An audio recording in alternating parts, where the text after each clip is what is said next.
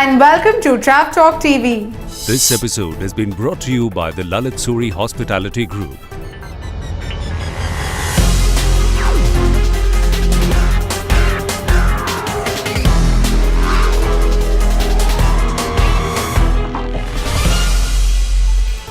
News this week. Uttarakhand Government announces the opening of the Char Dham Yatra. The 2nd of May, the doors of Yamunotri and Gangotri Dham are opening. 4th and 5th, Badrinath and Kedarnath are opening. 25th May, Hemkund Sahib will be opened. The roads are completely motorable now. The ride quality is of course not as good because the surface is uneven, but motorable roads are open right up to the last motorable point. For foot walkers, we've made arrangements for shelters along the trek. The Kedarnath trek has been reopened. The alignment has changed. The trek has become a little more difficult this time. However, it is open. The third thing that we are doing is limiting people depending on the carrying capacity of the destination. The VOA scheme witnesses 1.7% year-on-year growth in February this year.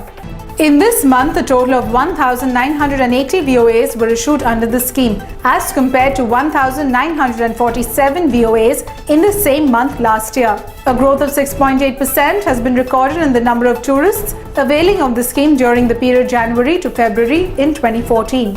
The number of VOAs issued under the scheme during February 2014 was highest for nationals from Japan, New Zealand, Indonesia, the Philippines and Singapore. IATO elections to take place on 26th April in New Delhi. Praveen Chugh of TSI Yatra has been appointed as the returning officer for the elections, and all further correspondence for the elections will be made by him.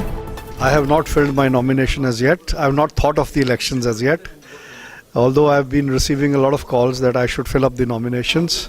I am in two minds. I don't know whether I should take up this responsibility again, but if I do, then I hope people will support me. Last date for filing nomination is 21st. Withdrawal is 25th or 26th, I'm not sure. So that's the scheduling for our elections this year. IAAI organizes its annual general meeting on March 8th. Based on the unanimous decision taken at the AGM, IAAI approached the Kerala High Court to issue directives to civil aviation authorities to ensure payment of the minimum commission of 5% to all IATA accredited travel agents or intermediaries by all airlines operating in India, and that all agents or intermediaries shall be given ticket stock by all airlines operating in India.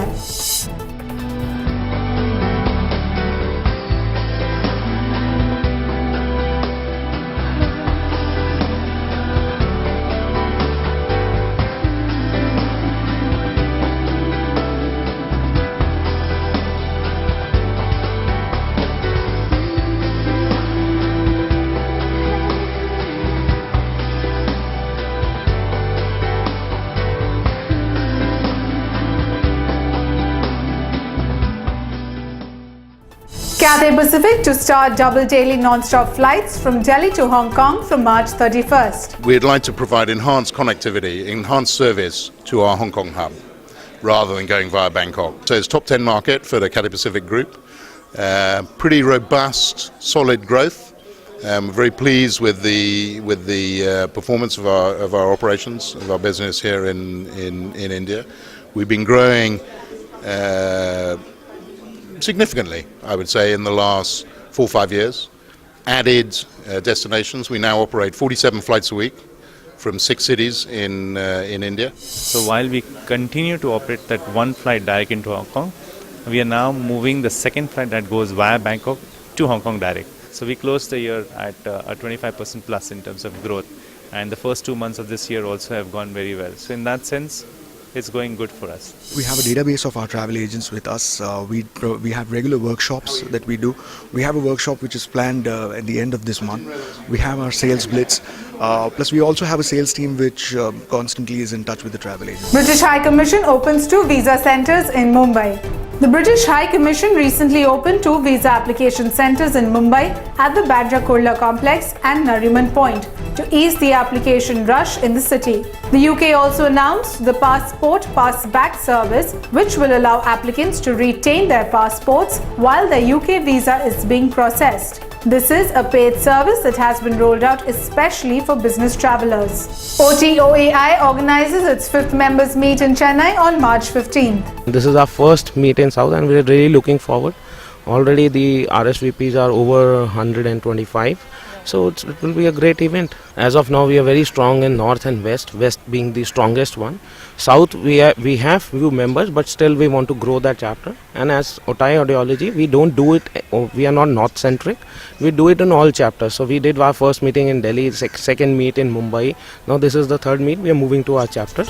Miss Tourism International Angeli Gormez interacts with the trade in New Delhi.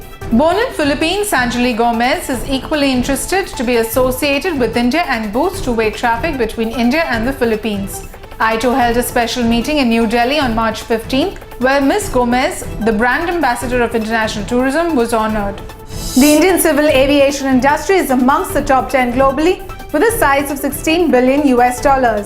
According to the KPMG FICCI report, the Indian civil aviation industry is on a high growth trajectory, albeit with minor hiccups. India has the potential to become the third largest aviation market by 2020 and the largest by 2030. There is large untapped potential for growth due to the fact that access to aviation is still a dream for nearly 99.5% of its population. This report was released at the India Aviation Show 2014 in Hyderabad. With that, it's a wrap in this edition, but do look out for our next bulletin. This episode has been brought to you by the Lalit Suri Hospitality Group.